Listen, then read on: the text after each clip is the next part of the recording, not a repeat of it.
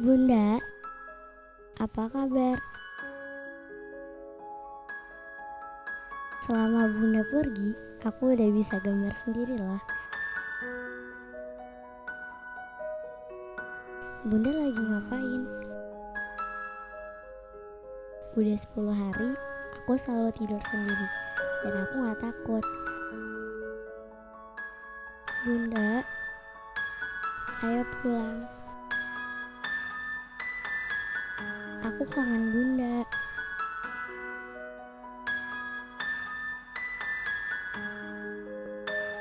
Aku kangen.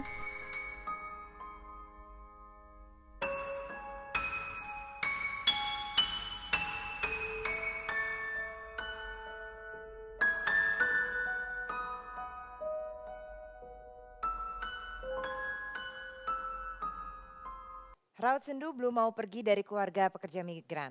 Betapa tidak bekerja bertaruh nyawa demi sebuah devisa yang mungkin tak seberapa. Merantau hingga ke negeri orang, namun minim perlindungan. Mengapa luka ini kerap berulang?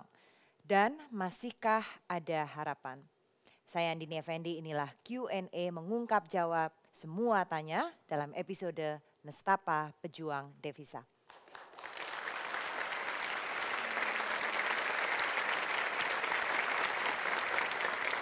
Seperti biasa di Q&A kita selalu ada panelis yang sudah hadir bersama kami saat ini. Ada Melanie Subono, aktivis migran.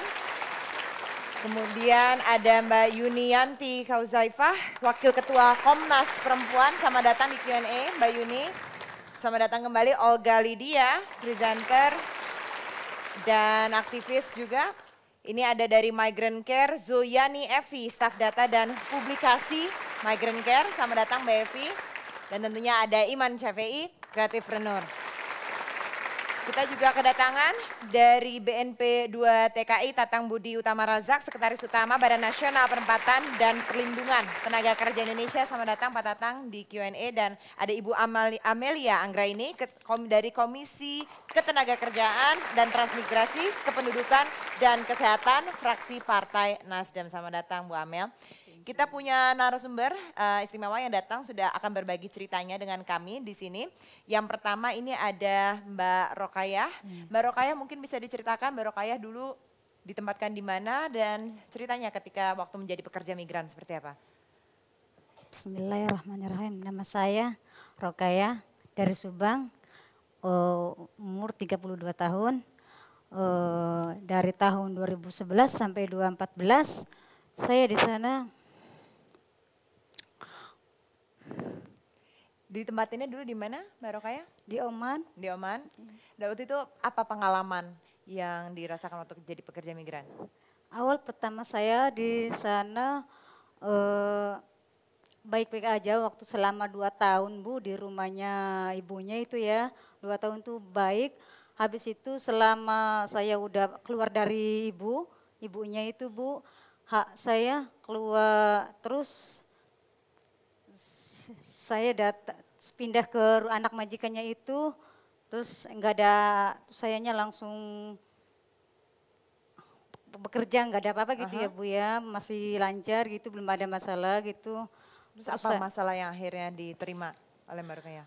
Kan dulu kan saya kan waktu saya udah hampir 2 tahun, saya udah habis kontrak, saya minta pulang. Habis itu dia nggak boleh pulang. Kenapa kamu nggak? Aku pingin pulang, pingin ketemu sama keluarga. Terus sayanya, kamu tuh katanya kenapa saya pingin pulang banget, pingin ketemu kakak saya. Kakak saya meninggal Bu, sampai saya nggak bisa pulang. Sampai sumpah Quran itu orang majikan saya itu sama saya itu Bu. Akhirnya apa? Ada perlakuan kasar yang diterima oleh Mbak Rokayah? Iya, habis itu saya pingin pulang, katanya dia harus beli tiket sendiri kata majikannya. Terus saya ngebel sama keluarga saya. Kalau kamu pingin pulang, kamu tuh sayanya harus kuat Bu, sayanya saking pingin pulangnya gitu sama orang tua saya itu Bu. Udah Rokayah katanya, kamu tahan aja kata orang keluarga saya itu. Terus saya udah ditahan Bu, tetap kerja. Tapi kurang seberapa ya, anak saya harus diasuh gitu, kerja nggak ada berhentinya itu Bu. Dan sempat disiksa juga oleh majikannya? Tapi sebelum disiksa Bu. Oke. Iya. Jadi selama kerja di sana berapa 2 tahun? 2 tahun tuh. Mengalami Bener, penyiksaan. gak ada apa-apa, gak ada masalah waktu 2 tahun tuh, waktu di rumahnya ibunya itu. Oke. Ini Mbak Rokaya ini sebagai latar belakang pernah disetrika bagian tubuhnya Iya, itu, ketika bekerja di sana dan hingga mengalami patah tangan juga Patah tulang, iya. pada saat itu. Iya. Oke. Kita beralih ke Ibu Lili. Ibu Lili Jatmiko, bisa diceritakan Ibu dulu di mana dan bagaimana pengalamannya ketika menjadi pekerja migran? Ya, saya Lili Jatmiko, saya pernah bekerja di Taiwan. Kebetulan saya hanya 1 tahun bekerja karena tidak kuat. Awal pertama bekerja saya dijanjikan bekerja untuk merawat orang tua di rumah sakit. Ternyata setelah saya ditempatkan di Taiwan, saya dipekerjakan di perkebunan karena tidak sesuai dengan apa yang dijanjikan, saya minta pulang. Akhirnya saya dipulangkan ke agensi, namun oleh agensi saya dijual. Dibilang saya sudah punya hutang dan kamu tidak bisa pulang. Saya dijual ke tempat hiburan malam, di mana dengan cuaca dingin saya harus bekerja dengan baju yang sangat tipis dan diawasin oleh bodyguard-bodyguard yang ada di sana. Kalau saya istirahat, saya diseret dan diludahin muka saya. Jadi saya mau tidak mau saya tetap harus bekerja untuk melayani, memberikan minuman ataupun mengambilkan barang ataupun apa. Dan ya banyak juga yang mereka melakukan pelecehan dengan memegang, tapi saya tetap bertahan bahwa saya tidak mau melakukan hal-hal yang memang tidak saya inginkan. Saya tidak mau, saya tetap bertahan.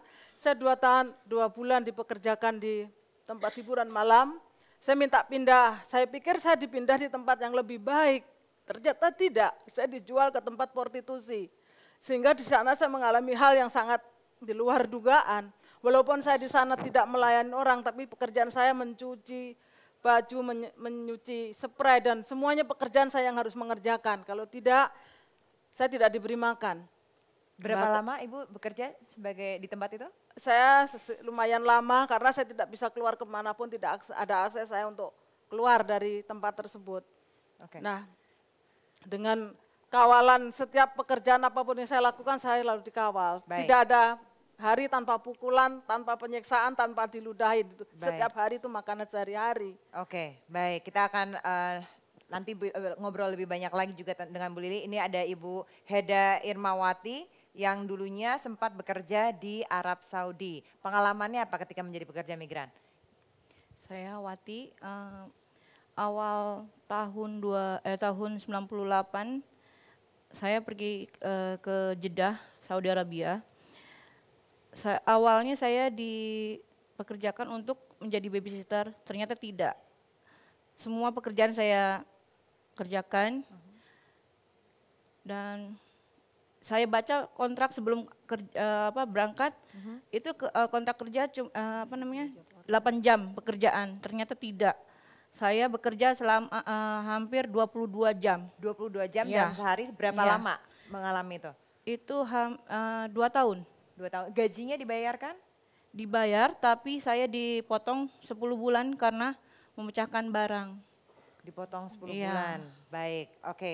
Kita beralih ke Ibu Masama. Ibu Masama ini pekerja migran asal Cirebon yang pernah divonis hukuman mati di sini atas dugaan kasus pembunuhan anak majikannya. Bisa diceritain pada saat itu seperti apa kasusnya?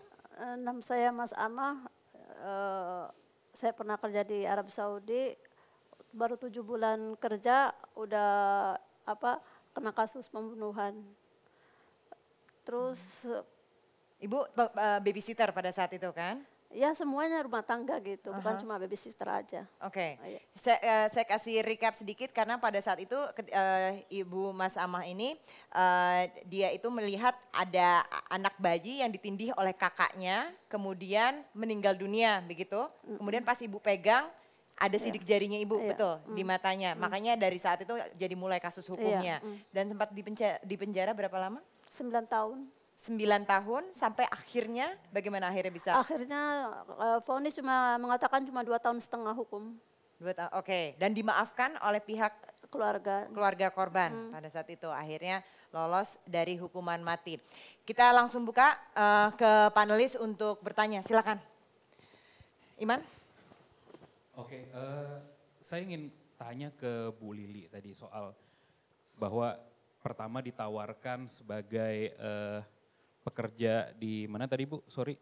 Di Taiwan. Di Taiwan itu kerja apa gitu tiba-tiba berubah jadi pekerja di perkebunan gitu. Beda jauh gitu kan. Nah itu saya bingung sama agensinya itu.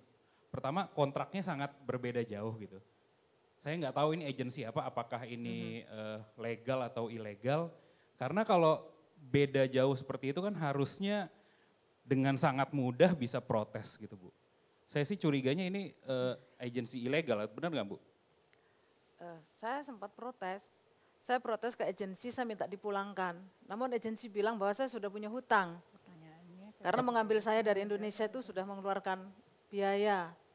Tapi ini legal atau ilegal waktu Ibu pergi ke Taiwan itu? Ini agensi abal-abal atau enggak gitu? Ya, sepertinya agensi resmi. Sepertinya agensinya agensi resmi untuk di Taiwannya. Karena memang ada perjanjian kontrak kerja dan jelas. Oh jadi yang ngambil langsung dari Taiwan gitu, bukan misalnya Langsung dari dari Taiwan. lokal yang berkoordinasi dengan BNP 2 TKI misalnya gitu. Enggak ada koordinasi seperti itu Bu ya? Zaman dulu memang belum ada ya Mas, BNP 2 TKI juga belum ada. Dan kita juga minim informasi bagaimana untuk berangkat menjadi pekerja migran. Baik, baik, minim informasi itu kuncinya. Kita harus break dulu, tetaplah bersama kami, Q&A akan segera kembali.